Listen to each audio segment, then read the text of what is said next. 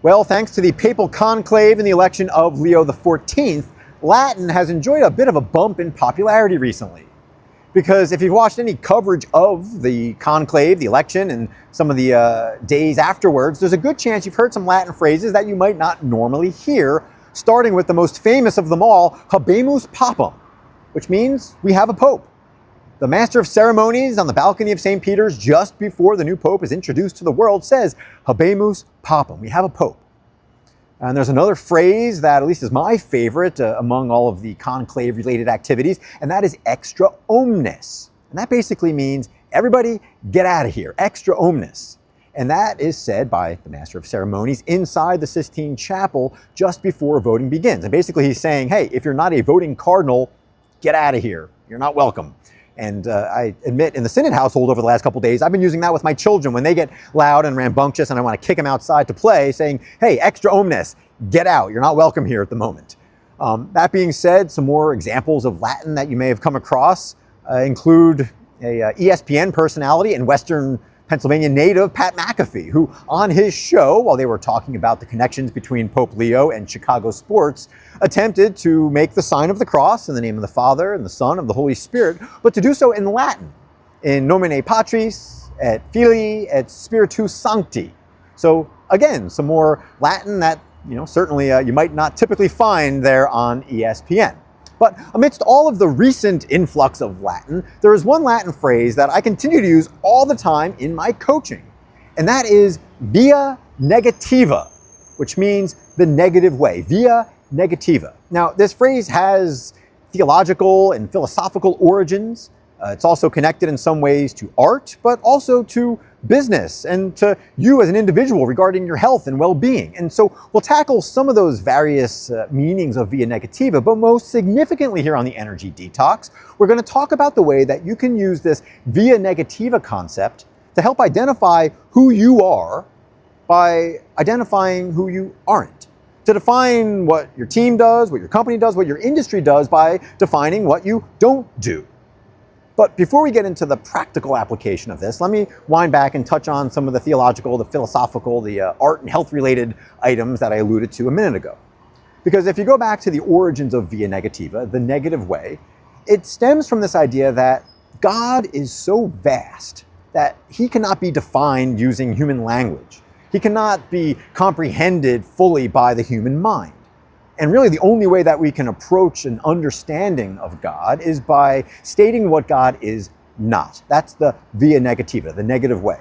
So by saying that God is not finite, God is not created, God is not changeable, God is not evil, you can again get close to some definition of God, even though you'll never fully be able to define him. And this via negativa, at least the theological version, actually is connected in some ways to Pope Leo XIV. Because Leo is an Augustinian, and the namesake of the Augustinian order is St. Augustine, and St. Augustine's writings and his teachings are connected, at least indirectly, to this concept of via negativa. Because St. Augustine often talked about the fact that, hey, if you as a human think you have some understanding of God, well, not so fast, because you cannot comprehend God as a human being. But again, one of the ways you can approach an understanding of God is by stating who God is not. And perhaps the best known story underscoring this, maybe it's even a bit of an origin story for St. Augustine, is when he was walking along a beach one day, trying to comprehend and understand the mystery of the Holy Trinity, and he comes across a child who's dug a hole in the beach, and St. Augustine asks the kid, hey, what are you doing there? And the kid says, oh, I'm going to fill this hole up with all of the water from the sea over there. St. Augustine, of course, says, you can't take all of that water and try to fit it into that hole. To which the child responds, but isn't that what you're trying to do with the Holy Trinity? Aren't you trying, St. Augustine, to take this concept of the Holy Trinity and cram it into your human mind? Because guess what? You're not going to be able to do that either. And as the story goes, the child disappears, whether it was an angel or some sort of vision. The moral of the story is St. Augustine was left with this concept of, hey, wait a second, yeah, I can't define this vast concept. So that can lead us to this negative way, attacking it from a different angle, if you will. And then if you fast forward about 1,000 years to the time of Michelangelo, this concept of via negativa also applies to his art and his work. Because even though you might know Michelangelo from the paintings of the Sistine Chapel, where of course the cardinals were gathered to vote in Leo XIV, Michelangelo, of course, is known as a sculptor, with his perhaps most famous, or one of his most famous works being the David. And one of the lines that Michelangelo said about the David is that he saw this block of marble, but inside that block of marble, he saw trapped this figure of David. And his job as an artist was to unlock this figure by chipping away literally at all of the marble, if you will, that wasn't going to be part of this sculpture. Basically removing the negative attributes, if you will, to be left with that one positive figure of David. And from an art standpoint, that's really more the concept of subtractive art, not so much via negativa, but the concept still stands. Chipping away at the negative, if you will, to arrive at your destination. And if you fast forward a couple hundred years to the writing of the book Anti-Fragile by Nassim Taleb, a book that we've talked about at least once here on the Energy Detox, he takes this concept of via negativa and chipping away at the negative, if you will, and he applies it to life and business. And what he means by that is, hey, if you want to be anti-fragile, you can't be adding in new complexities, if you will. When you're faced with a challenge, you can't be adding in new approaches and systems and whatever else. You can't be bringing in consultants and advisors and adding this complexity, because if you do, you actually become more fragile. When you're faced with a problem, the first thing you should do is take the negative way, the via negativa, and ask yourself what you can remove. And this applies, and these are examples from the book, in the world of medicine too, where when you're faced with some sort of health challenge, the temptation, of course, is to take a drug, right? We got no shortage of drugs here in 2025. But he argues that that's the via positiva. You attack some sort of problem by adding something else in.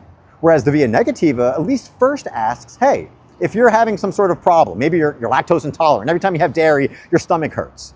The via positiva is to take some sort of medicine so that when you eat dairy, your stomach doesn't hurt. Whereas the via negativa says, well, why don't you just eliminate dairy from your diet? Or again, other personal life examples. If you think about all the stuff that you might have in your home that burdens you, that you feel like you're always just moving around, or maybe that's just me and all my kids' stuff. But either way, it feels like you're moving stuff around constantly. Well, the via positiva answer to that is to add more shelving, or God forbid, get a storage unit. Whereas again, the via negativa says, hey, how can you get rid of that stuff? How can you detoxify your life? In fact, that's kind of the mantra, if you will, of the energy detox. What things are out there from a leadership standpoint can you remove? Can you detoxify to simplify things? Don't add on complexity. Don't add on new systems or thought processes or whatever. Just start at least with asking, hey, what can I eliminate? What behaviors can I reduce from my day-to-day so that I can be more effective? So that being said, those are the various applications of via negativa. But today we're going to talk about a version of via negativa that I use all the time with folks, whether they're in career transition or maybe they're an established leader of a team. But either way, it's folks who struggle to articulate who they are.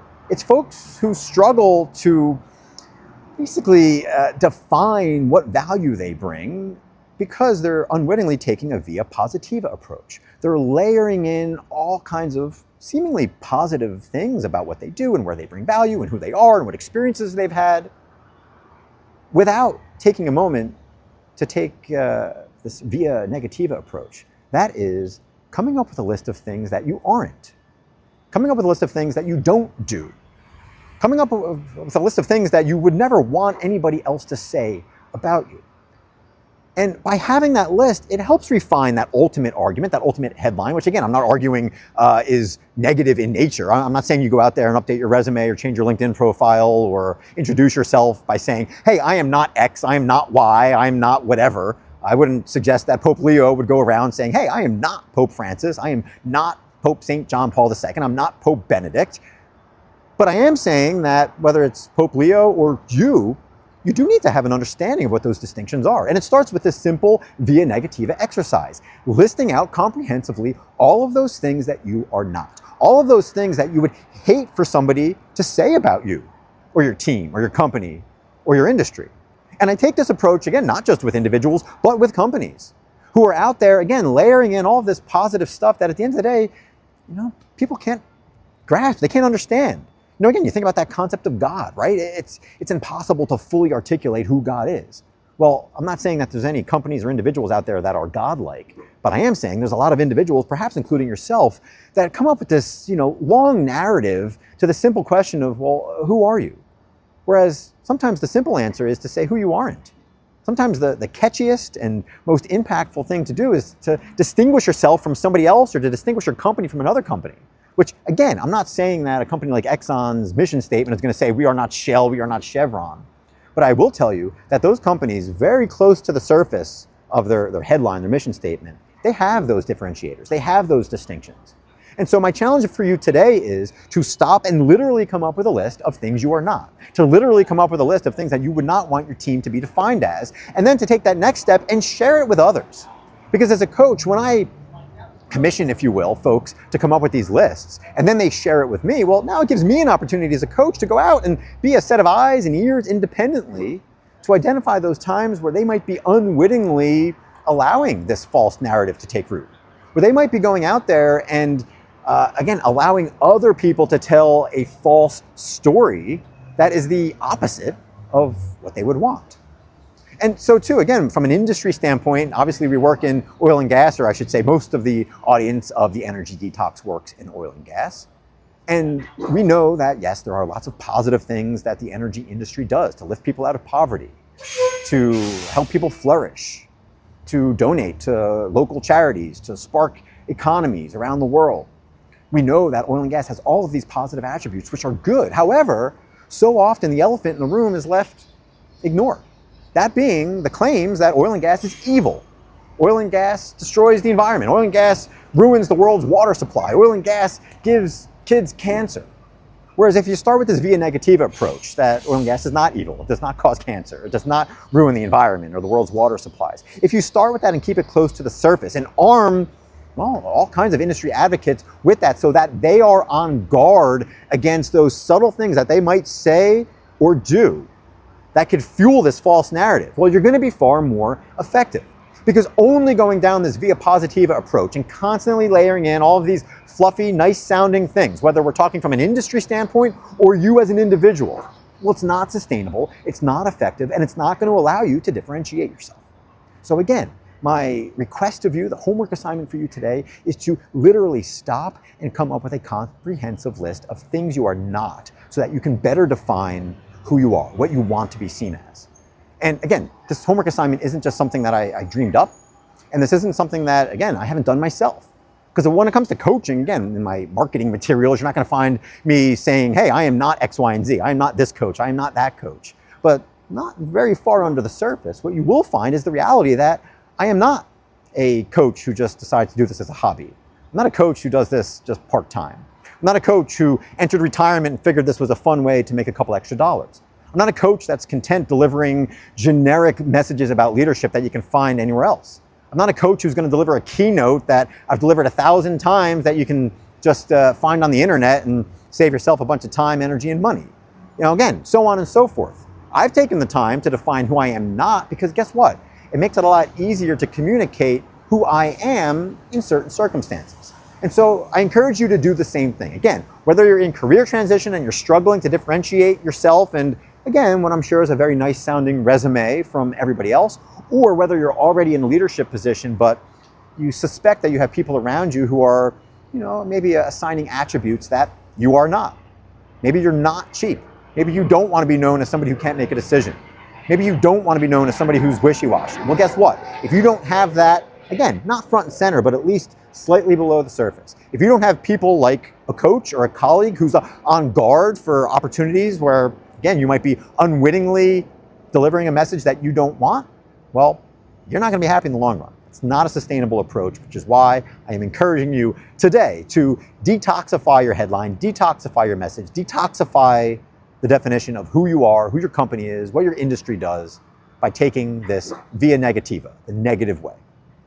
And so with that, I thank you, as always, for joining us here on the Energy Detox. I encourage you to come back next time. But in the meantime, I look forward to your feedback about who you are, defined as who you aren't.